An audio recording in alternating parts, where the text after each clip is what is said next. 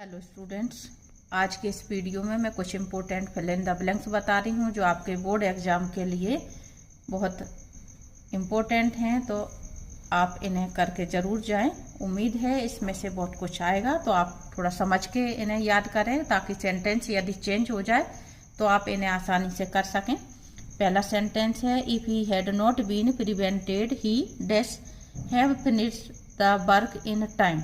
तो नियम ये है, यदि इफ से जुड़ा हुआ सेंटेंस में हैड दिया होता है तो ऐसे सेंटेंस में वुड खाली स्थान में भरा जाता है।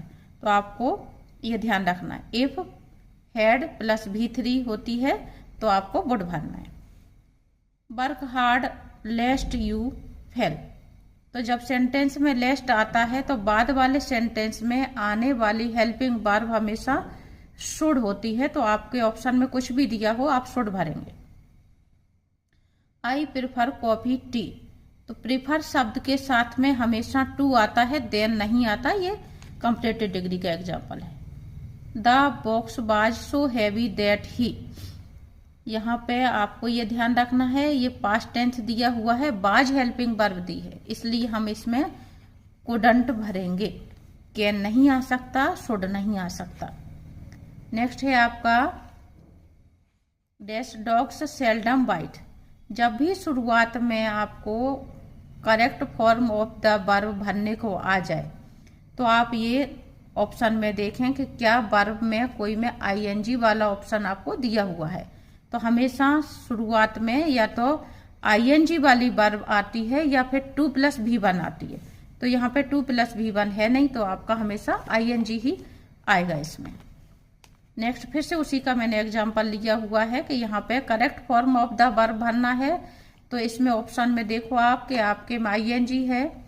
कभी भी ऐसा नहीं देंगे कि 2+V1 भी दे दें और ING भी दे दें, क्योंकि वो फिर दोनों ही करेक्ट आंसर हो जाते। तो यहाँ पे फिर से आपका आंसर होगा swimming. Next, Ram is going dash a new car. Going के बाद में टू आता है, तो यहाँ पे टू के साथ बाय लिखा हुआ है, तो इसी को हम हमेशा करेंगे। गोइंग टू होता है, अगर यहाँ पे गोइंग के साथ टू दे दिया होता तो हम अकेला बाय भरते, लेकिन यहाँ पे अकेला गोइंग है इसलिए हमें टू बाय भरना है। ये आपकी मॉडल हेल्पिंग वर्ब का एग्जाम्पल आ रहा है, डैश यू लिव लॉन्ग। इस चिन्ह को आपको ध्यान रखना है। यदि ये एक्सक्लेमेशन का चिन्ह लगा हुआ है तो, और ये क्वेश्चन बना होता है या कहें कि शुरू में खाली स्थान दिया होता है, तो हमें हमेशा में ही भरना होता है। आशीर्वाद या शुभकामना के लिए हम हमेशा में का ही यूज करते, माइट और कैन नहीं आता है। नेक्स्ट देखें आप, Ravi will not work well, you guide him. तो यहाँ पे आपको मीनिंग निकालना पड़ेगा, ये अनलेस और इफ में से किसका मीनिंग सही बैठ रहा है।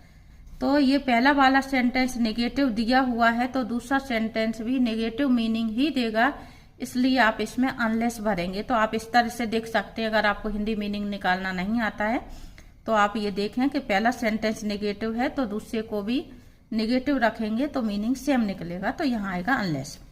इसी को यदि हम उल्टा कर दें तो इस सेंटेंस में नोट नहीं आया है तो यहाँ पे फिल इन द ब्लैंक्स में फिर हम क्या भरेंगे, इफ भरेंगे। Run fast, you may catch the train. यहाँ पे आपको दूसरे सेंटेंस में मे देखना है। यदि मे दिया होता है तो हम सो दैट ही भरते हैं, यानी सो दैट के बाद सेंटेंस में मे हेल्पिंग वर्ब होनी चाहिए। ये कंडीशन यहाँ पे कंप्लीट हो रही है, इसलिए हम सो दैट भरेंगे। इसमें लेस्ट नहीं आ सकता। लेस्ट यहाँ जब आता जब यहाँ पे शुड होता, और बिकॉज आएगा नहीं क्योंकि कोई कारण यहाँ नहीं दिया जा रहा। नेक्स्ट है आपका run carefully dash you should slip. अब यहाँ पे शुड आ गया, शुड आ गया तो इसके लिए कंडीशन बन जाती है आपकी लेस्ट की। तो अब यहाँ पे आएगा आपका लेस्ट। नेक्स्ट है आपका sit quietly dash I will punish you. यदि ऑप्शन में अदरवाइज आता है तो आप ये देखें कि खाली स्थान के बाद वाले सेंटेंस में यदि विल आ रहा है तो उसमें हम फिर अदरवाइज भरते हैं। और नेक्स्ट है आपका सिट क्वाइटली गो आउटसाइड। इसमें बिल नहीं आया है, 2 ऑप्शन चुनने को कहा जा रहा है, तो हम ऐसे कंडीशन में और का यूज करते हैं, शांत बैठो या बाहर चले जा। 2 में से एक काम चुनना है आपको, तो जब ऑप्शन इस तरह से हो तो आपको थोड़ा मीनिंग निकालना पड़ेगा। Mohan can not go on picnic, he is ill. Because का प्रयोग हमेशा बीच में ही होता है और बाद वाला सेंटेंस कारण वाला होना चाहिए। तो यदि आपको मीनिंग समझ में ना आता हो तो आप ध्यान रखें कि खाली स्थान के बाद वाला शब्द इल वाला आ रहा है, इल या सिक, तो हम उसमें बिकॉज भरते हैं। उसी तरह से यदि कारण जिस सेंटेंस में दिया है वो सेंटेंस पहले आ गया तो फिर हम सो भरेंगे। नेक्स्ट आपका the dash world is a wonder. खाली स्थान से पहले यदि दा दिया हुआ है या कोई पजेसिव आया है, जैसे हिज है, हार है, दियर है, तो हम ऐसे में होल भरते हैं। और यदि दा यहाँ ना आकर के यहाँ आ जाता, शुरू में खाली स्थान होता, तो फिर हम ऑल भरते। He died dash malaria. यदि किसी की मौत होती है किसी बीमारी से, तो खाली स्थान के बाद बीमारी का नाम दिया हुआ है, उससे मौत हुई, तो ऐसी कंडीशन में हम ऑफ भरते हैं। लेकिन यदि कोई किसी उद्देश्य के लिए मरा है, डेड शब्द है लेकिन यहाँ पे कुछ और बात आ गई, तो हम भरेंगे फॉर। जैसे आजाद डाइड फॉर हिज कंट्री, आजाद अपने देश के लिए मरे, है ना, तो यहाँ पे उद्देश्य आ गया अपने देश के लिए, इसलिए फॉर का यूज हुआ। ये कहावत है all that glitters is not gold. तो आपको ये ध्यान रखना है, जो ऊपर मैंने कंडीशन बताई थी कि खाली स्थान के बाद यदि दा आता है तो हम ऑल भरते हैं, या पजेसिव आता है तो ये दैट पजेसिव माना जाता है, इसलिए यहाँ पे ऑल आएगा। ये भी आपकी एक कहावत है, a little knowledge is a dangerous thing. तो ऐसी चीजें आ जाती हैं एग्जाम में, आप इन्हें ध्यान करके चलें, आ लिटिल नॉलेज आएगा इसमें। नेक्स्ट है आपका प्रपोजिशन के ऊपर distribute the money dash Ram and Mohan. जब 2 लोगों के बीच की बात होती है तो हमेशा हमें बिटवीन भरना रहता है। The man is sitting dash his friends.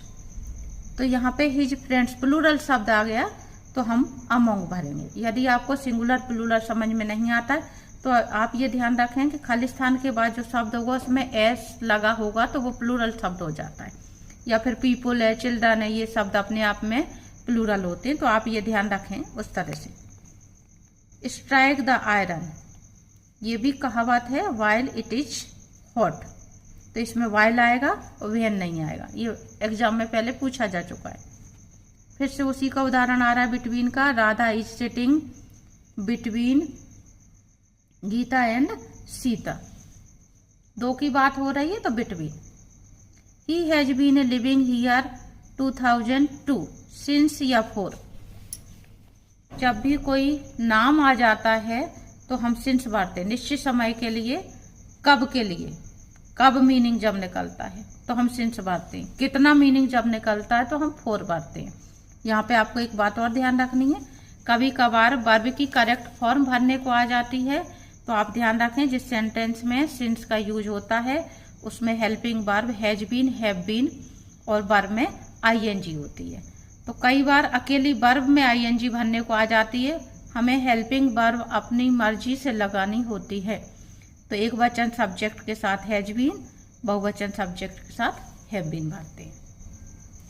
आगे है आपका he has been living here. अब यहाँ पे आदि जो दे दिया है वो दे दिया है 10 ईयर्स। यहाँ पे नाम दिया था सन का, तो यहाँ पे आएगा 4, बीती हुई अवधि आ गई। He gave me 1 rupee note. खाली स्थान के बाद जो भी शब्द दिया हो उसको आपको उच्चारण करके देखना है। यदि स्वर में उच्चारण होता है तो एन भरते हैं, और यदि व्यंजन का उच्चारण निकलता है तो ए आएगा। तो यहाँ पे ओ से प्रारंभ जरूर है लेकिन इसका उच्चारण है वन वावन का, तो व्यंजन है। नेक्स्ट है the sun rises in the east, ये भर दिया है। तो प्रकृति में जो भी चीजें हैं, एक सन, मून, जो दिशाओं के नाम है, इस तरह से सभी के साथ में हम द का यूज करते हैं। Will you please give me dash money. Bill से या वुड से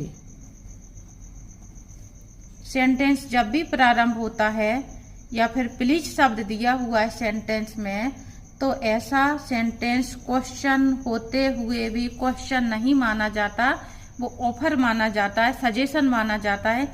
इसलिए ऐसे सेंटेंस में सम आएगा, एनी नहीं आएगा। बच्चे यहाँ पे क्वेश्चन मार्क समझ करके एनी भर देते हैं। तो आप ध्यान रखें, जब बिल या वुड से क्वेश्चन बना हो, प्लीज दिया हो, तो आपको सम का यूज करना है। ऐसे खाली स्थान में एनी नहीं आएगा।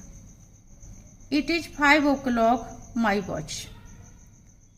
घड़ी के बजे के लिए जब क्वेश्चन पूछा जाता है या हम कुछ भी पूछते हैं, बताते हैं, तो बाय प्रपोजिशन का यूज होता है। नेक्स्ट है आपका be to obey the rules of the road.